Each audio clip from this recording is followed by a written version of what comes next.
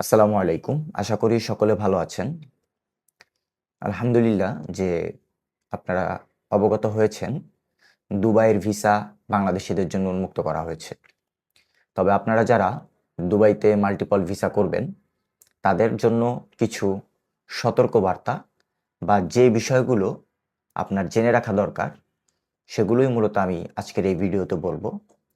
কারণ যদি আপনার মাল্টিপল ভিসাটি না হয়, সেই ক্ষেত্রে আপনি কিন্তু একটা ভালো অ্যামাউন্ট ক্ষতিগ্রস্ত হবেন। এবং কিছু, কিছু বিষয় আপনাকে সতর্ক করব, যেন এই বিষয়গুলো আপনি এড়িয়ে চলেন। দুবাইয়ের যদিও একটা মুসলিম দেশ, তবে সেখানে ভিসা পাওয়ার জন্য একটা সবচেয়ে বড় প্রবলেম হলো, তাদের ওখানে কিন্তু একটু বড়, বড় দাড়ি দেখলে তারা ভিসা দিতে চায় না। সেজন্য একটু ছোট দাড়ি রাখতে হয়। ঠিক আছে?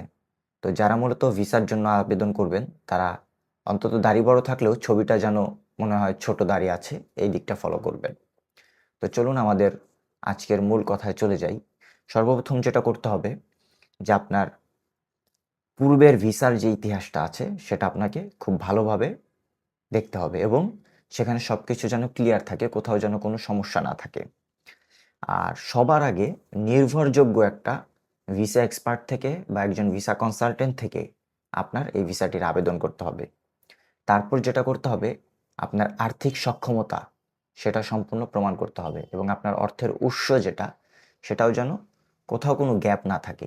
এই জিনিসগুলো মাথায় রাখতে হবে। তারপরে আপনার ব্যাংক স্টেটমেন্ট ভারী থাকতে হবে, যেহেতু আপনি ৫ বছরের দুবাইয়ের মাল্টিপল ভিসা নেবেন।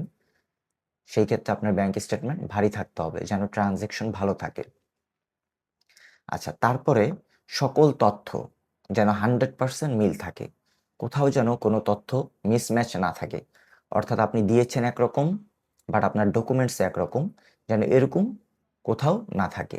এই জিনিসগুলো সম্পূর্ণ মনোযোগ সহকারে আপনারা যদি নিজে করেন সেটাও করবেন, আর যদি আপনি অন্য কাউকে দিয়ে করান সেদিকেও খেয়াল রাখবেন। তারপর যেটা, আপনার পাসপোর্টের মেয়াদটি ৬ মাসের অধিক মেয়াদ হতে হবে। তারপরে হলো আপনার ভ্রমণের উদ্দেশ্য। এটা সম্পূর্ণ ক্লিয়ার থাকতে হবে। আপনি কি কারণে দুবাইতে ভ্রমণ করবেন। ঠিক আছে? তো আপনার ভ্রমণের উদ্দেশ্যটা সম্পূর্ণ পরিষ্কার পরিচ্ছন্ন রাখতে হবে। যদি আপনার কোনো অবৈধ চিন্তাভাবনা থাকে, তাহলে কিন্তু সেই ক্ষেত্রে আপনার কি ভিসা পাওয়ার জটিলতা হয়ে যাবে। তো এইজন্য আপনার এই বিষয়টা ক্লিয়ার রাখতে হবে। তারপর আপনার একটা স্বাস্থ্য বীমার প্রয়োজন আছে, সেটা করে নিবেন। তারপর আপনার যে অ্যাকোমোডেশন, আপনার থাকা বা খাওয়ার জন্য যে জায়গা দরকার, সেটাও আপনি ক্লিয়ার করে নিবেন।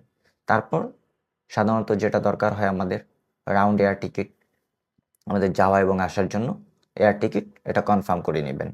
তারপরে আপনি কোথাও যেন কোনো ধরনের ভুয়া ডকুমেন্টস না দেন। ভুয়া ডকুমেন্টস দিলে আপনার কিন্তু সমস্যা হবে।